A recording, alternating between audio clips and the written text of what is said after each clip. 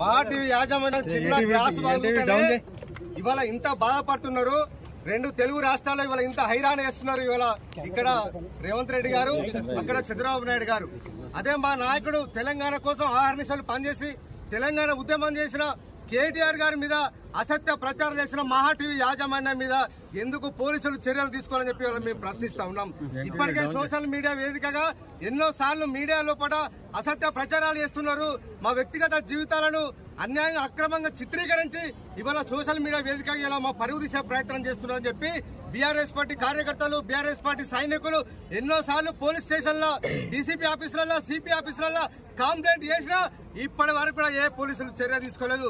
అలాంటి ఒక మహా టీవీ యాజమాన్యం కేటీఆర్ గారి పైన వ్యక్తిగతంగా అసత్య ఆరోపణలతోని వాళ్ళ కుటుంబం మీద వ్యక్తిగతంగా వారి మీద పరువు దిశ కార్యక్రమం చేస్తే ఈ రాష్ట్ర ప్రజలు దీన్ని గమనించాలని చెప్పి కోరుతా ఉన్నా. ఎవరికైనా తల్లులు ఉంటారు, చెల్లెలు ఉంటారు, బిడ్డలు ఉంటారు. రేపు మీ పిల్లలకు కూడా ఇట్లా ఉంటది. అలాంటి వాళ్ళ వ్యక్తిగత జీవితాన్ని ఈ రకంగా సోషల్ మీడియాలో పెడితే మీరు సమర్థిస్తారా? ఒక్కసారి ఆలోచన చేయాలని చెప్పి తెలంగాణ ప్రజానికాన్ని ఇవాళ కోరుతా ఉన్నా.